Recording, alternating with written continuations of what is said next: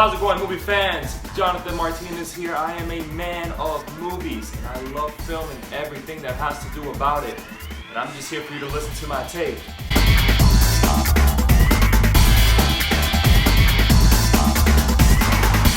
So it's been a while since I've been able to come to my channel and just review some films for you guys. I mean, with the quarantine happening and everything that's happening around the world with COVID, movie theaters still not opening up to show new films, new releases, which was my plan for my channel. The goal was to review films within the passing year. And though yes, there have been films coming out on Netflix and Hulu and all sorts of video on-demand services, I just haven't been able to catch up for this reason that I'm back at work, and aside from that, I'll go to the gym and then I gotta come home and I gotta do home duties and whatnot. So I haven't really had a lot of time to watch newer films.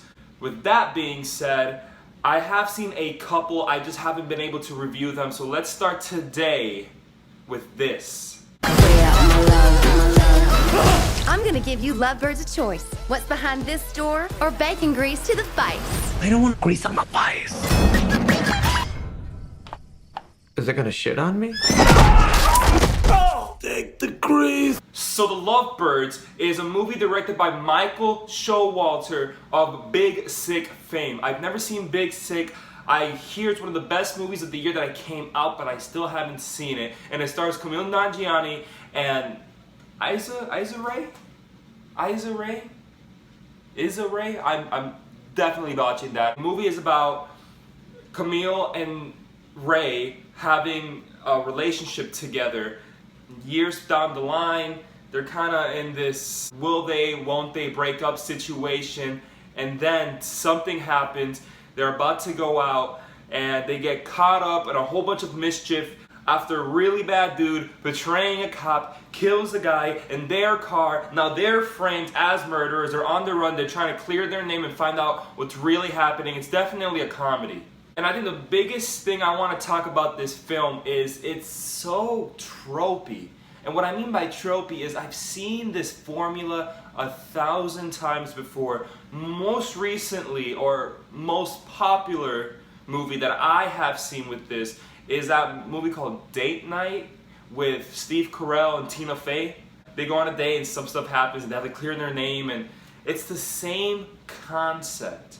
And I'm not one to care much if a movie has the same idea as another movie. I really don't. It's all about how you deliver it and the execution thereof. You can make a good movie that's just like 1,000 movies before it. But here's the thing. I didn't see anything new about this movie. If you saw that movie Date Night, it hits the same beats as any other movie about two couples that find themselves in a sticky situation and mischief ensues, and it's a whole bunch of comedy, and I've seen it before, and there's nothing new that this movie does except maybe put them in one or two new situations, one or two new jokes. That's the way that I saw this movie play out for me. So even though it does play out just like other films of its type play out, let's rely on the comedy at least, right? I mean, Kumail Nanjiani is a comedian. He's known for his comedy. So maybe this film is gonna bring some good jokes in. Maybe the relationship itself will bring some comedic elements in. And of course, comedy is, like film, subjective. What's funny to me may not be funny to you, and vice versa.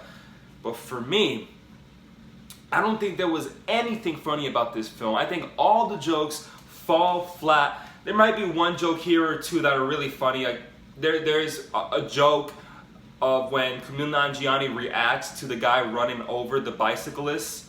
That was kind of funny to me. But just the jokes that have punchlines that they have to hit never hits it for me. So now you have this movie with a plot line that we've seen before, we've seen done exactly to a T. So you rely on the comedy because maybe the jokes will be new, and yet though the jokes are new, the jokes don't really work. So I'm here watching this movie and I'm going, why? And it's not to say that this movie's trash. It's not to say that this movie's even bad. I think what I'm really trying to say is that the movie's passable at best. Kumail Nanjiani, I think he's a great actor. I think he's a great comedic actor too. Issa Rae, I don't know her. I don't think I've seen her in any other roles. This would be the first time, and I didn't think she did a bad job. I think the best part about Lovebirds is the dynamic between Kumail Nanjiani and Ray's character, because they at first fall in love, and then 4 years later they're bickering like a husband and wife who's been together for 20 plus years. I like the dynamic. I think the dynamic worked really good. I could have seen more of the dynamic.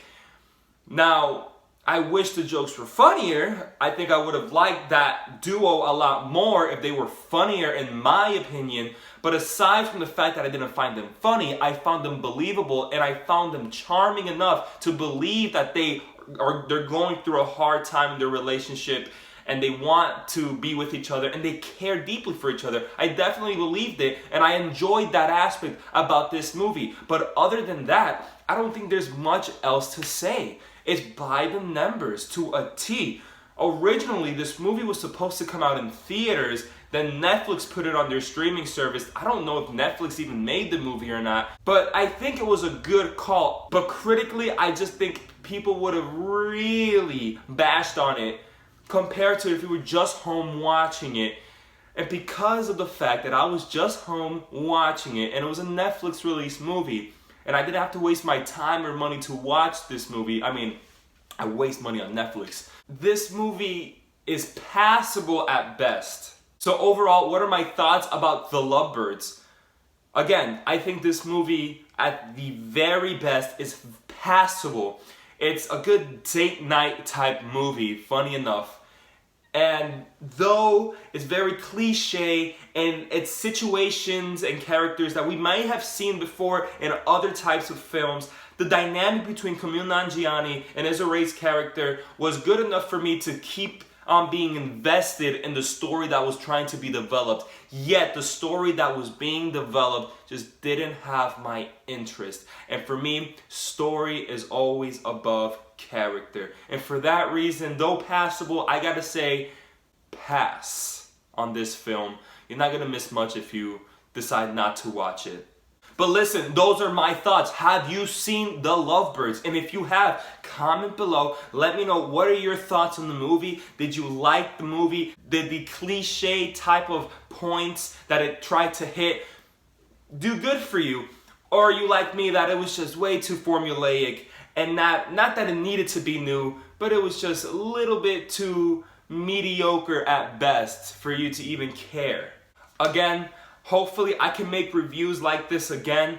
I just don't find the time in my life at the moment to make reviews as frequently as I plan to, yet I will strive for it. Hopefully this will continue. With me being back to a semi-normal life, I want to at least scale back my videos a bit to be able to cast them out, because I want to do this. I want to tell you guys my thoughts on films. I want to tell you what I think you should watch or what I think you shouldn't watch, and I want you to tell me if you watched them or not, and I want you to tell me what you thought of them. That's my goal here with this channel. I love film and everything that has to do about it. I say it day in and day out, video after video after video. But with that being said, leave a like, share this video with family and friends, support content that you like, and subscribe to my channel.